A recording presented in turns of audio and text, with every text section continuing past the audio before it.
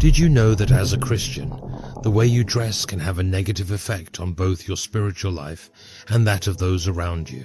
In this video, I will explain what really occurs in the spiritual world when a person dresses in an immodest manner. I understand that this topic can be very sensitive. Many might say that how we dress or present ourselves has no connection with our spiritual lives. But is that really what the Bible teaches? Not exactly. From the moment you become born again, you are immediately claimed by Christ. The term born again literally means born from above, which signifies that you now fully belong to God. This also means that the moment you accept Jesus as your Lord and Savior, you become a representative of God and His kingdom, both physically and spiritually. It further implies that your lifestyle and the way you present yourself to the world become a message. Over the years, I have often heard the argument that God only cares about our hearts and not our external appearance. However, this statement is not completely accurate. You see, a specific Bible passage has been misused for centuries, twisted and manipulated to justify various styles of dress, and taken completely out of context to fit certain ideas.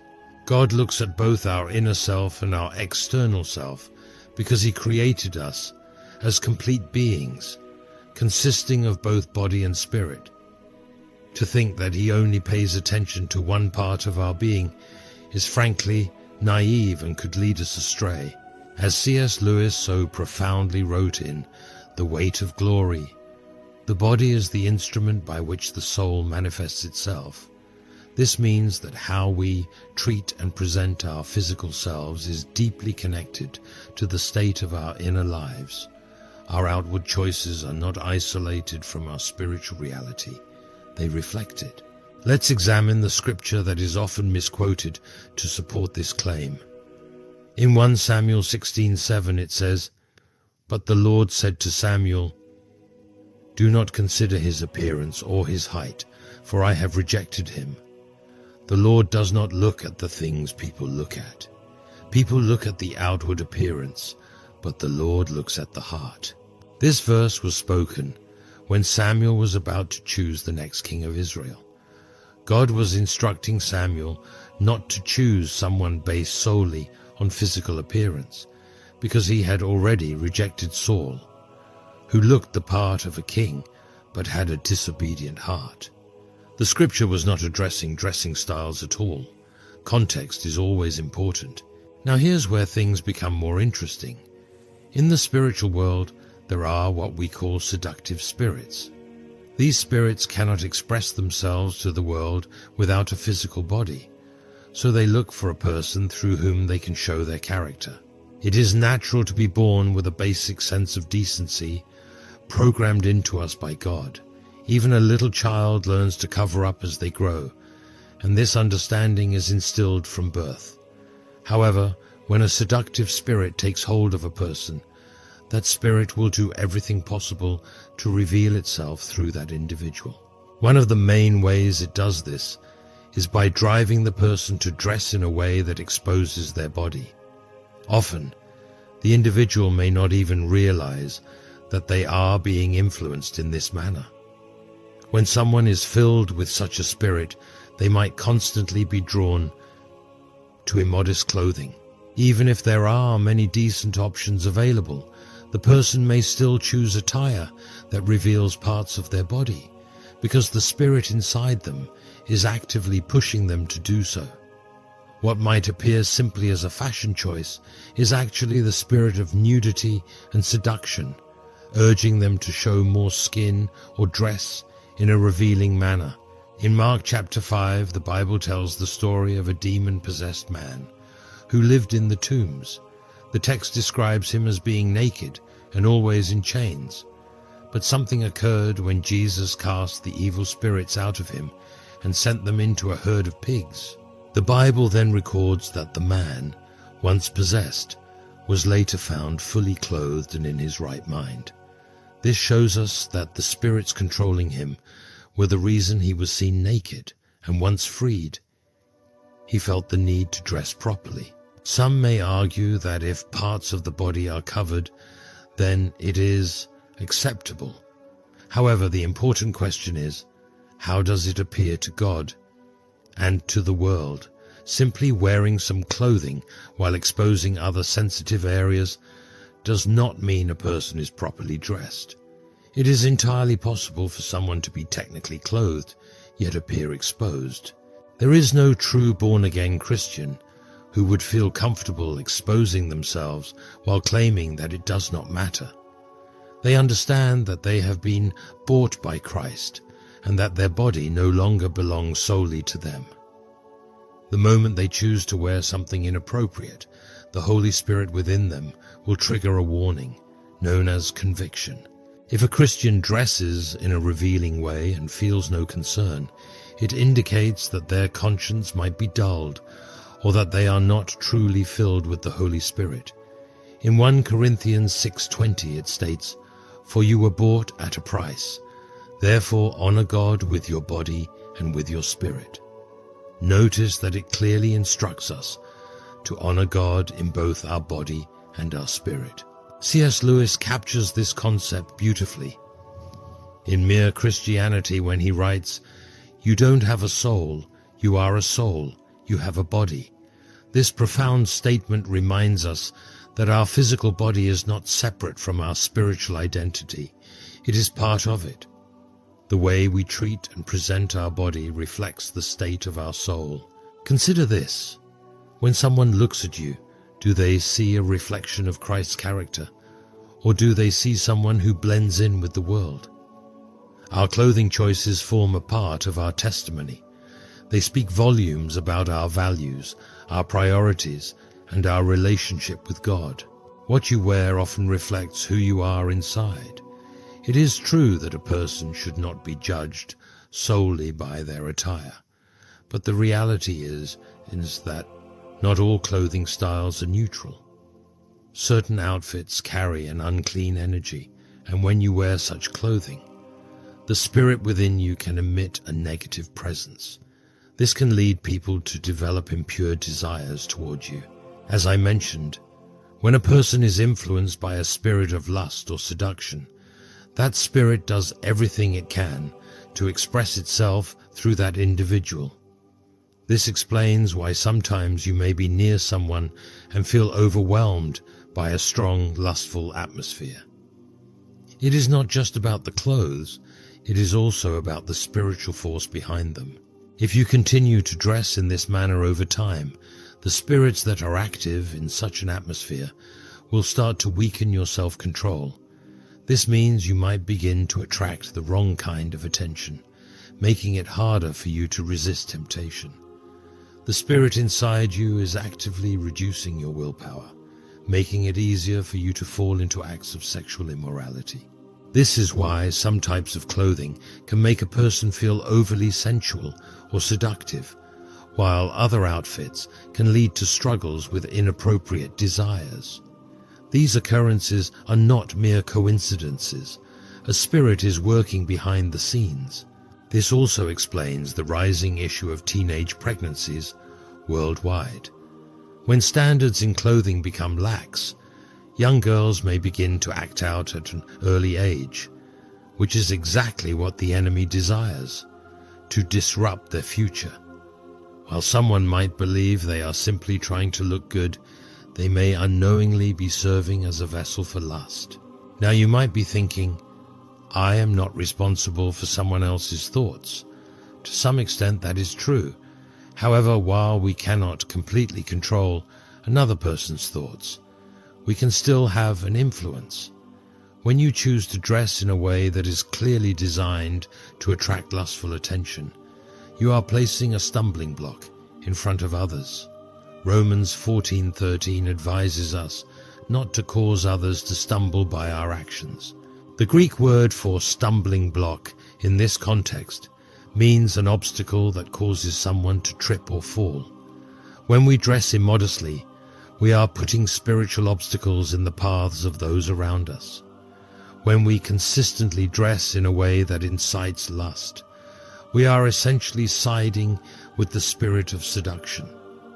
It is as if we are opening a door in our spiritual lives that invites these negative influences in. And once that door is open, it is not easy to close. Remember, every spirit seeks to express itself through the person it occupies. Sadly, if you look closely, you might notice that this spirit has slowly infiltrated the church. It is increasingly common to visit the house of God and find people dressed in ways that are not modest. This is not meant as a judgment against Christians, but rather as a reminder that God has standards.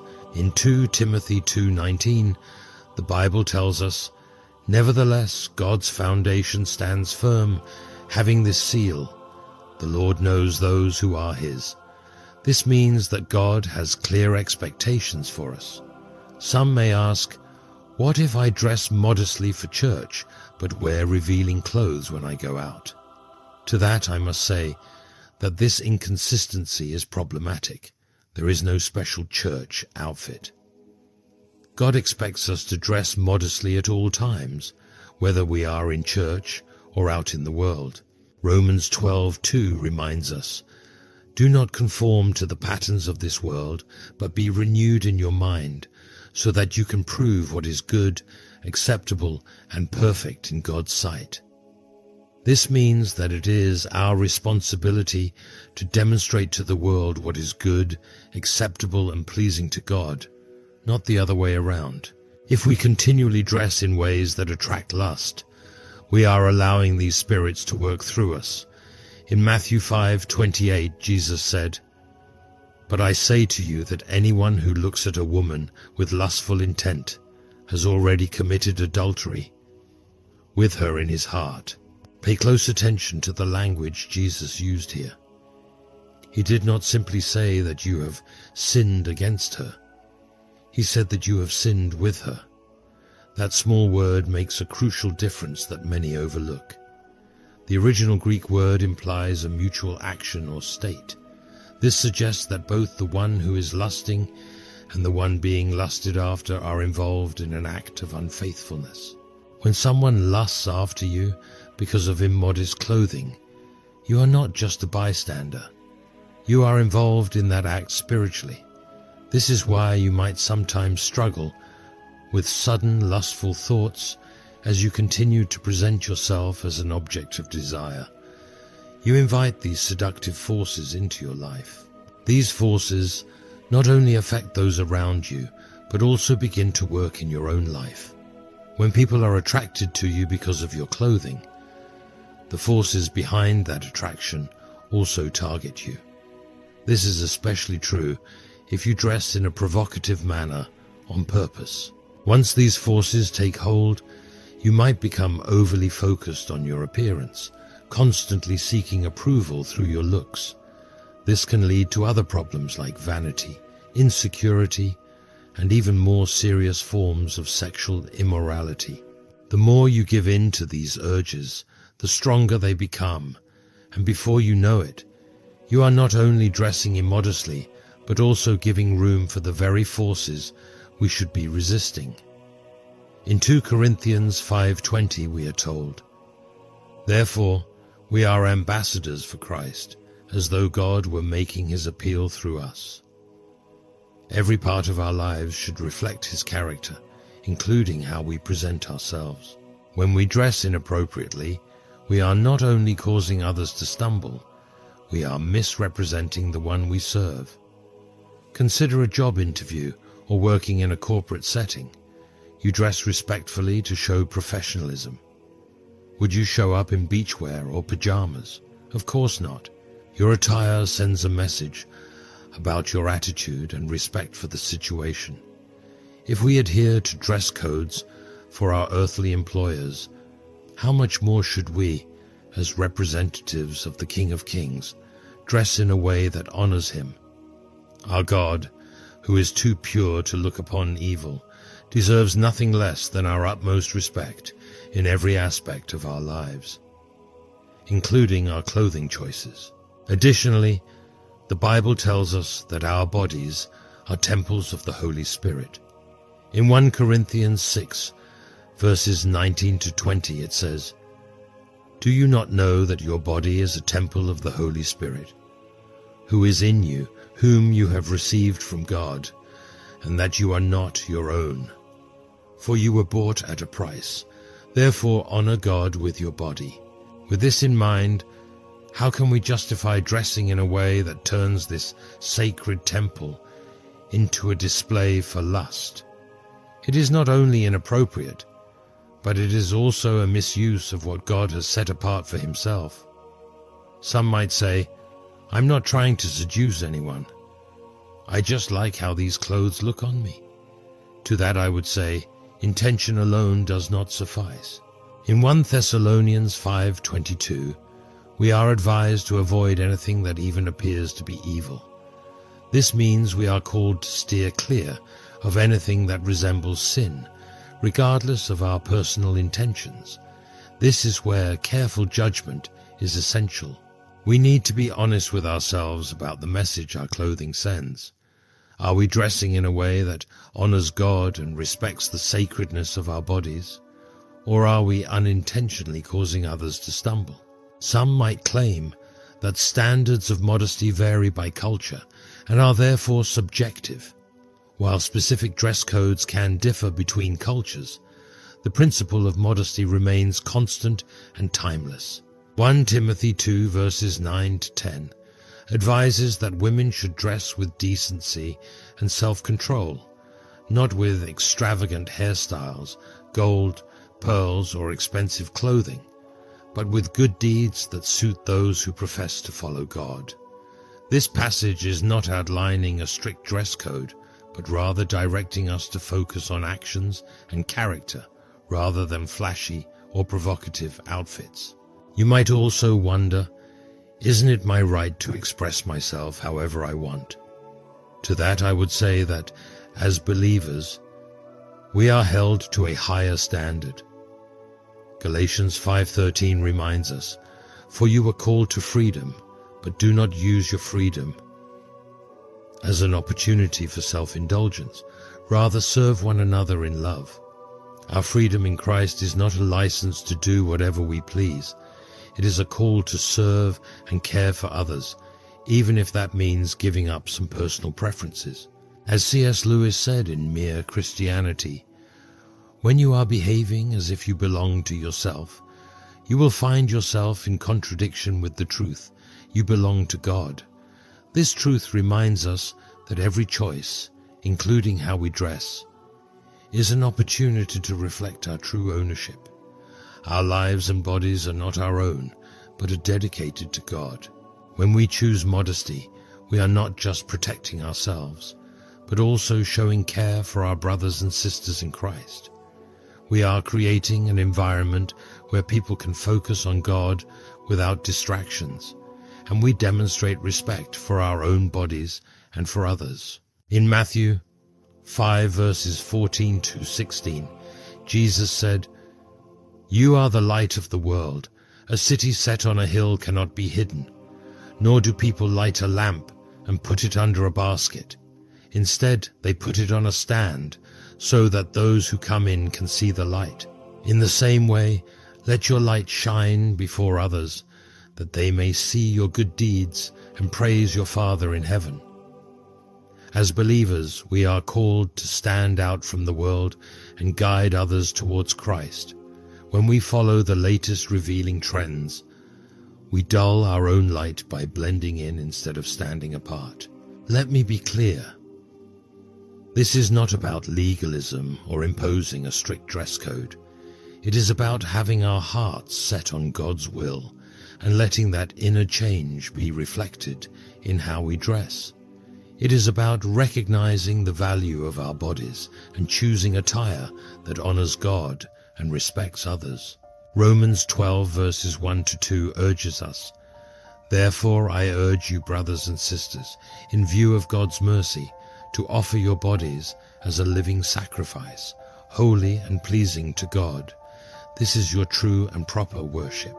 Do not conform to the pattern of this world, but be transformed by the renewal of your mind. Then you will be able to test and approve what God's will is, His good, pleasing, and perfect will. Presenting our bodies as living sacrifices includes the way we dress. It means giving up the desire to be noticed only for our appearance, and instead seeking to honor God in everything, including our wardrobe choices. As we conclude this discussion, I challenge you to take a close look at your wardrobe and your heart. Are your clothing choices reflecting who you are in Christ? Do they honor God and serve others? Or could they be causing others to stumble and opening doors to spiritual harm? Remember, as believers, we are called to a higher standard. We are to be in the world, but not influenced by it. This includes the way we dress. In 1 Peter 3 verses 3 to 4, we are instructed, your beauty should not come from outward adornment, such as elaborate hairstyles and the wearing of gold jewelry or fine clothes. Rather, it should be that of your inner self, the unfading beauty of a gentle and quiet spirit, which is of great worth in God's sight. This does not mean we should not care about our appearance at all, but rather that we should focus on what is truly important. Are we more concerned with our outward look or with developing a gentle and quiet spirit? Are we seeking the admiration of people or the approval of God? As we finish, I encourage you to seek God's wisdom on this subject. Ask Him to show you if there are areas of your wardrobe that need reconsideration. Pray for clear judgment and the strength to make any necessary changes. Remember that our bodies are not truly our own. They were purchased at a great cost with the precious blood of Jesus Christ. Let us honor that sacrifice by presenting ourselves in a way that glorifies Him and benefits others. Thank you for watching. If you enjoy our videos, please feel free to subscribe to our YouTube channel. Request the Creator to illuminate your daily path. By placing the divine at the center of your pursuits, asking for direction each morning, a miracle unfolds. Your existence transforms irrevocably. At this moment, the serene whisper of the Almighty assures you, seek first the kingdom of God and His righteousness, and the universe will conspire in your favor. Proverbs 3, 5, 6 teaches us, trust in the Lord with all your heart and lean not on your own understanding. In all your ways acknowledge Him, and He will direct your paths. Therefore, the essential thing is not to know the route, but to trust in the one who holds the map. However, remember, this is not instantaneous. It does not appear spontaneously. It requires conscious effort and the full opening of your being to the divine light. Lewis, a living testimony to this truth, began his journey as a staunch atheist, but it was his insatiable curiosity and relentless quest for answers that led him to a profound spiritual journey. He discovered that by trusting in the Lord with all your heart, his life was transformed. Meaningful friendships, such as with J.R.R. Tolkien, challenged him to reconsider his beliefs. Through these conversations, he began to see the coherence and depth of Christianity. By opening his heart and mind to the possibility of God, Lewis experienced a radical transformation, reflected in his writings, that fervently defended Christianity. In his own words, I believe in Christianity as I believe that the sun has risen, not only because I see it, but because by it I see everything else. As Christ teaches us in Matthew 6:11, we must ask daily, give us this day our daily bread. Each new dawn is a blank canvas, an opportunity to align ourselves with the divine and ask, what is your purpose for me today, O Lord? Or what path should I take on this journey? It is like having a spiritual guide who always points us to true north, even when our eyes cannot see beyond the horizon. Lewis, with his wisdom, reminds us that God cannot give us happiness and peace apart from himself, because it simply does not exist outside of him. Recognizing our limitation in understanding the path, but fully trusting in divine wisdom, is the first step to opening doors we didn't know existed. Letting God guide our destiny is handing over the steering wheel of our life, assuming the role of co-pilot, with faith and surrender. We are not alone. We lean on the Lord, the architect of all paths. The verse from Jeremiah 29:11 resonates in my heart. For I know the plans I have for you, declares the Lord, plans to prosper you and not to harm you, plans to give you hope and a future. This promise is the foundation of our true peace and freedom, the assurance that every day God leads us to the best for our lives. Lewis urges us to reflect. If I find in myself desires which nothing in this world can satisfy, the only logical explanation is that I was made for another world. It is tempting to make our own plans and wait for divine approval, but this approach can lead us astray. It's like Noah attempting to build the ark without God's instructions. Surely it wouldn't float. Why not reverse this logic before any decision? Big or small, seek God's guidance. If we feel the peace of the Holy Spirit, proceed. If there is hesitation, perhaps it is a sign to pause and seek greater clarity. Let us recall the moment when Abraham was called to leave his home, as narrated in Genesis 12:1. The scriptures report, the Lord had said to Abram, "Go from your country, your people, and your father's household to the land I will show you." Abraham did not have a map, but a serenity in his spirit. He fully trusted in the Lord's directions. Thus, it is essential that we seek the Lord every day. It's about maintaining constant communication. Reflect. Would you stay informed about current events with last week's news? Of course not. Similarly, our connection with God strengthens through daily, sometimes more frequent dialogues. It's about keeping this link always active. By seeking God regularly, we gain discernment. Life is full of choices. Some are trivial, but others can drastically change our destinies. Handling these choices can be overwhelming. However, by consulting God consistently, we gain insights that transcend our earthly understanding. He offers us a distinct vision, guiding our actions and ensuring we follow the path He designed for us. Daily challenges are overcome with new revelations from Him, directing us to decisions aligned with His purpose. Consistency in any relationship leads to intimacy. Friends, let me emphasize, consistency in any relationship leads to intimacy. The more we dedicate ourselves to God, the more we understand His nature, His love, and His desires for us. This bonding generates trust.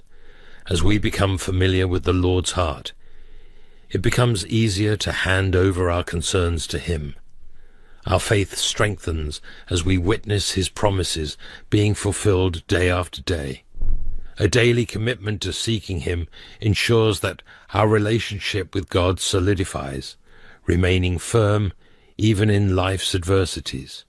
Let's recall the story of Abraham, who, upon hearing God's call, left his homeland without hesitation, as narrated in Genesis 12:1. He didn't have a map, but an unshakable trust that guided him. Abraham knew that even without seeing the way, the Lord's directions were sufficient. In mere Christianity, He teaches us that faith is the art of holding on to things your reason has once accepted, in spite of your changing moods. Therefore, it is vital to seek the Lord daily, maintaining constant communication with Him.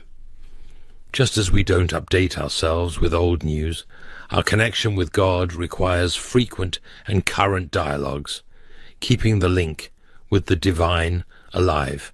If Christianity is false, it is of no importance. If it is true, it is of infinite importance.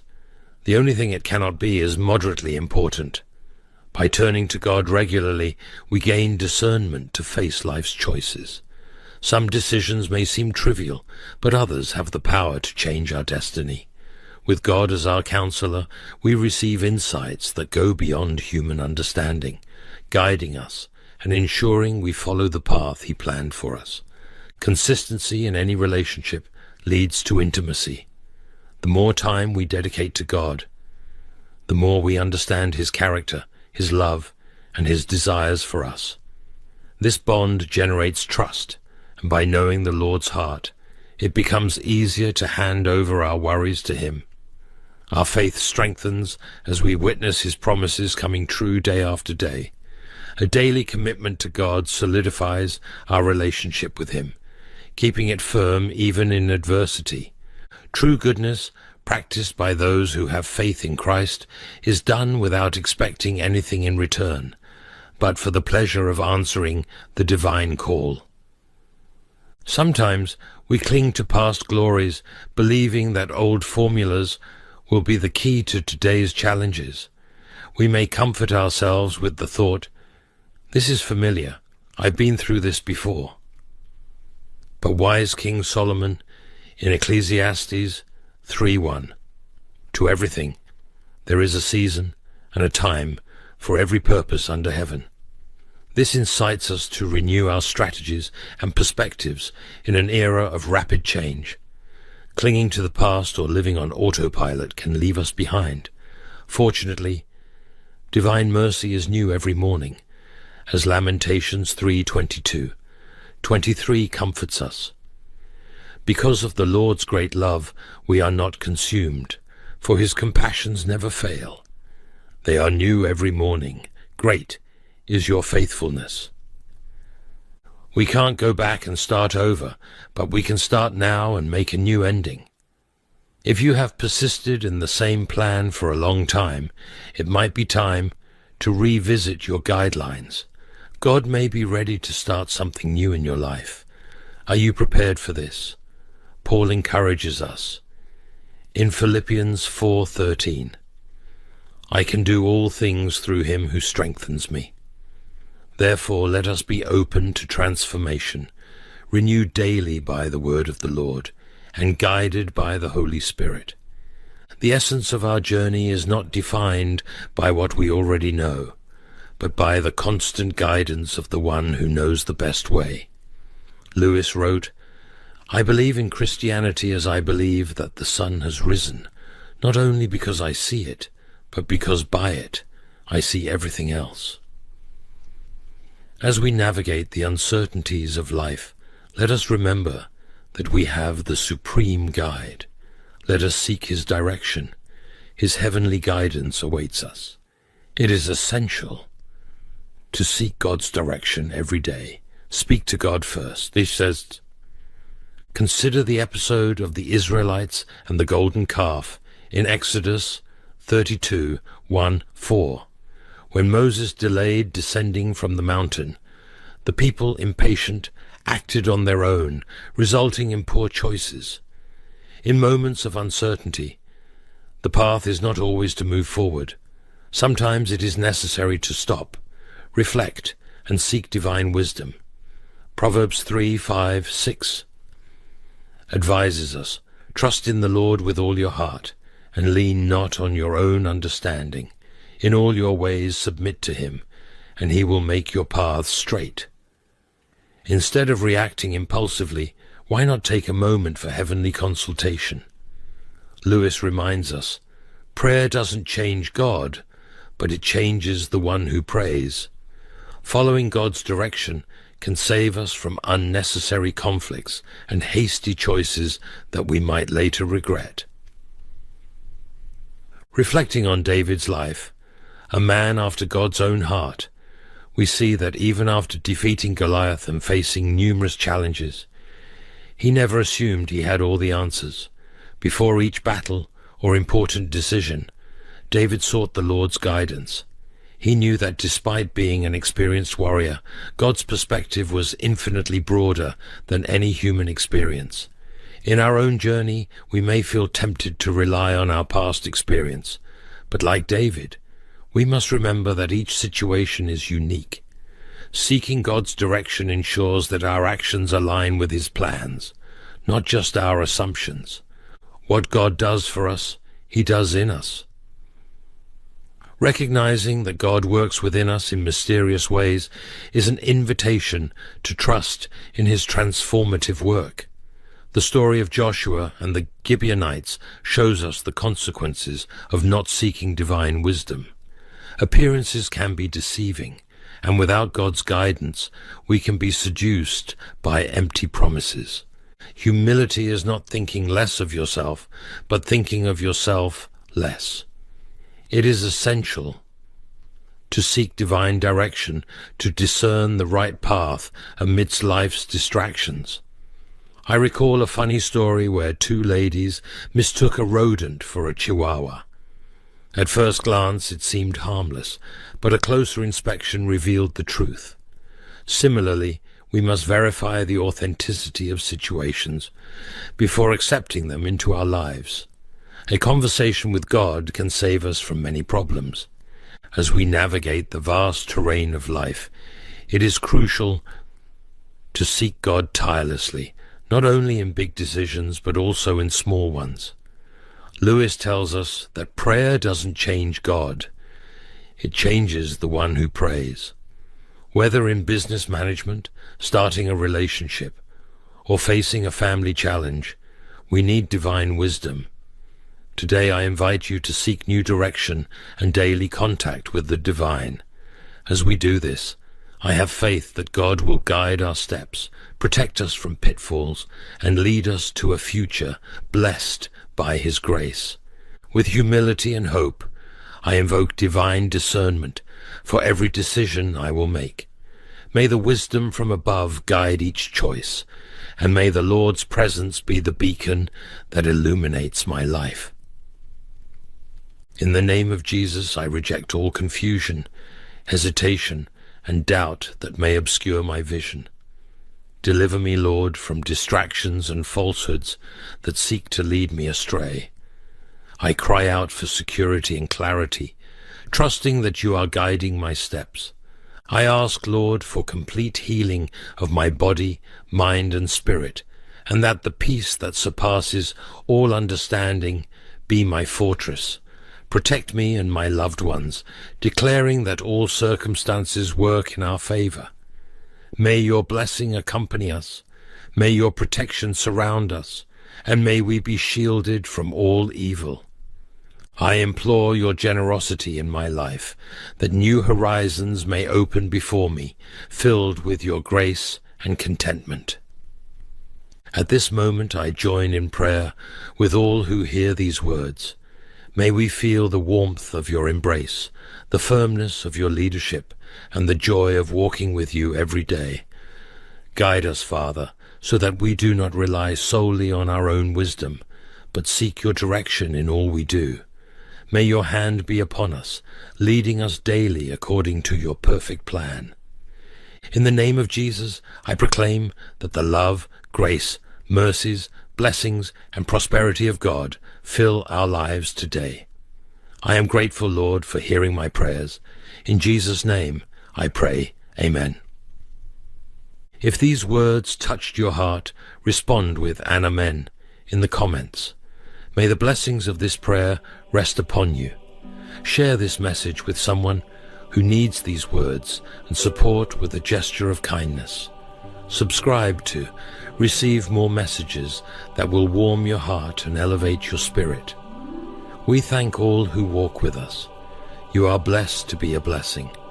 Leave your prayer request in the comments, and together we will lift each one to God, seeking His blessings and victory. We invite the faith community to join in prayer for you. Even if you don't see an immediate answer, know that your prayers have been heard.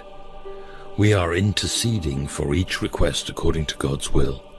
We believe in the power of prayer to bring comfort, healing, and direction, according to the divine plan. Stay firm in faith as we pray. To God be all the glory. May the grace and peace of our Lord Jesus Christ be with you all.